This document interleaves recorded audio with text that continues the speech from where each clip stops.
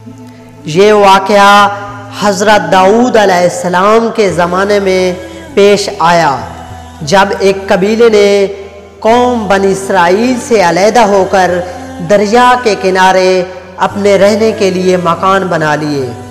ان لوگوں نے اکثر کام تورات کے خلاف شروع کر دیے تھے۔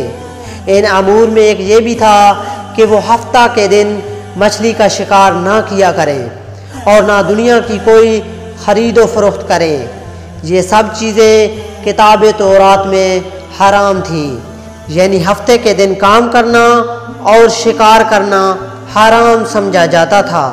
ان لوگوں نے کوئی پرواہ نہ کی اور حرام کردہ چیزوں پر کار بند ہو گئے۔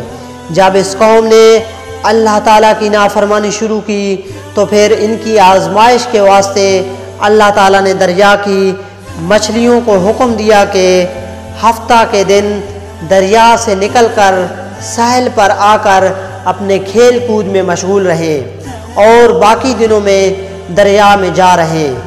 پس اللہ کے حکم سے مچھلیاں ہفتہ کے دن دریا سے نکل کر کنارے پر آ کر پھرتی رہتی اور ہفتہ کے علاوہ دوسرے دنوں میں دریا کے اندر چلی جاتی۔ آخر یہودیوں نے ان کو دیکھ کر لالچ سے ایک ہیلا کیا۔ انہوں نے دریا کے کنارے پر نہر کھود کر وہاں اپنے جال ڈالے، کیونکہ ہفتہ کے دن مچھلیاں دریا سے آ کر کھیل کود کرنے کے بعد دوبارہ دریا میں واپس چلی جاتی تھیں۔ آخر وہ سب ہفتہ کے دن نہر میں جال ڈال کر رکھتے اور صبح اٹھ کر اتوار والے دن مچھلیوں کو اپنی ضرورت اور خواہش کے مطابق پکڑ کر کھا لیتے۔ انہوں نے اپنی دانست میں ہیلا کیا کہ دریا کے کنارے سے پانی کاٹ لائے کہ مچھلیاں وہاں آ کر رہیں، لیکن ان کی یہ چال بھی کام نہ آئی اور مچھلیاں اتوار سے پہلے وہاں سے نکل کر واپس دریا میں چلی جاتی۔ پھر ان لوگوں سے رہا نہ گیا اور وہ ہفتے کو اپنی نکالی ہوئی نہر کا راستہ ان مچھلیوں کے لیے بند کر دیتے اور اتوار کی صبح اسی نہر سے مچھلیاں پکڑ کر کھا لیتے اور اپنی دانست میں بڑی دانش مندی سے کام لے کر اللہ کو چکمہ دیا۔ لیکن اللہ تعالیٰ تو ان کی تدبیروں سے خوب آگاہ تھا کہ وہ جیسا کر رہے تھے وہ اپنے لیے عذاب الہی کو دعوت دے رہے تھے۔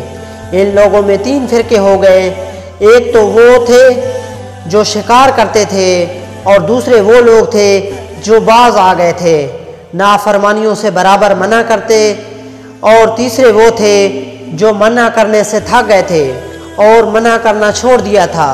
لیکن سب سے بہتر وہ تھے جو برابر منع کرتے اور منع کرنے والوں نے شکار کرنے والوں سے ملنا چھوڑ دیا تھا اور کہا کہ کیوں نصیحت کرتے ہو ان لوگوں کو جن کو اللہ ہلاک کرے یا ان پر عذاب مسلط کرے۔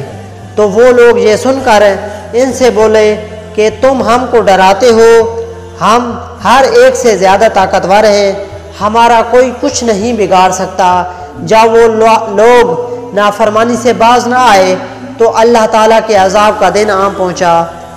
ایک دن صبح کو اٹھے تو دوسروں کی آوازیں سنی، دیواروں پر چڑھ کر دیکھا کہ ہر گھر میں بندر ہی بندر نظر آ رہے تھے، اور ان کی کیفیت یہ تھی کہ وہ آدمی کو پہچان کر اپنے قرابت والوں کے پاؤں میں اپنا سر رکھتے اور پاؤں چاٹنے لگتے۔